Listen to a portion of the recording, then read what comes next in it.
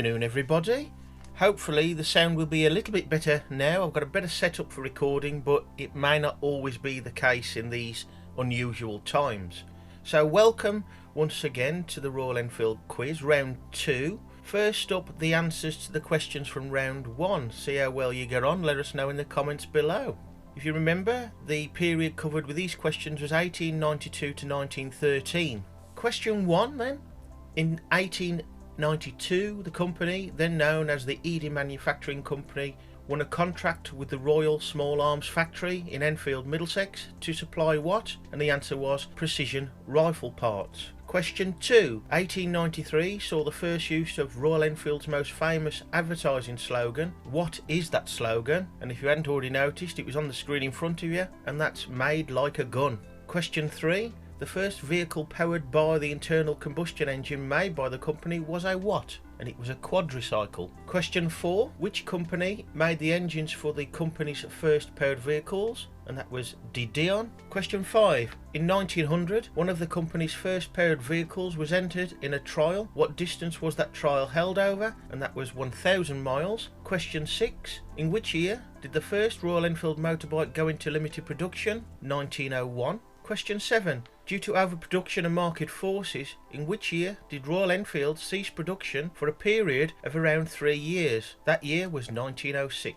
Question 8. At the 1911 Isle of Man TT, the company entered a 2.25 horsepower chain-driven twin in the junior race. Who rode the bike? And that was H. Greaves. Question 9. In that 1911 junior race, where did the Royal Enfield entry finish? And the answer was 5th. Question 10. The company did not enter in the Isle of Man TT again until 1913 with a team of 5 for the junior race. Only 2 riders finished. Who were they? They were C.M. Down and H. Greaves, and just out of interest, they finished 16th and 17th places respectively. Again, let us know how you got on in the comments below.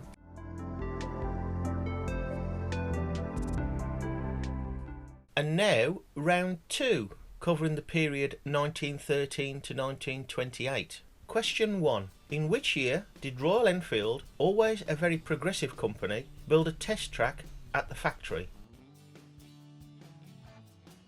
Question 2. All production of civilian motorcycles ceased from the 3rd of November 1915. However, one model was still being produced for the military. What was that model? Question 3. The military model was used predominantly for army use. There were 2 uses for the machines. What were those uses? Question 4. In which year did post-World War I production of motorbikes move to the Hewell Road Redditch factory? Question 5. In 1925, after a long use of 2 speeds, Royal Enfield started to use a 3-speed gearbox. Who made it? Question 6. In 1925, an Irish racer who would later become one of the most famous TT riders rode a Royal Enfield for his first Isle of Man TT. What was his name?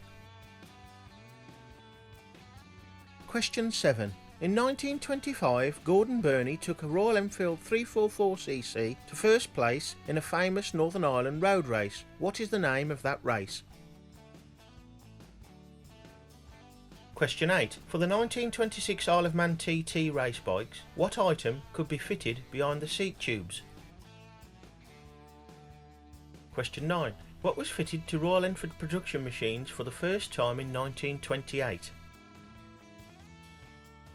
And the last question for this round, question 10, also in 1928, woman rider Gwendolyn Adams completed a 6,300 mile tour on her Royal Enfield overhead valve Model 355 without any undue troubles. Which country did she tour? That's it for this week, folks. Answers and round 3 in around about a week's time. Bye for now.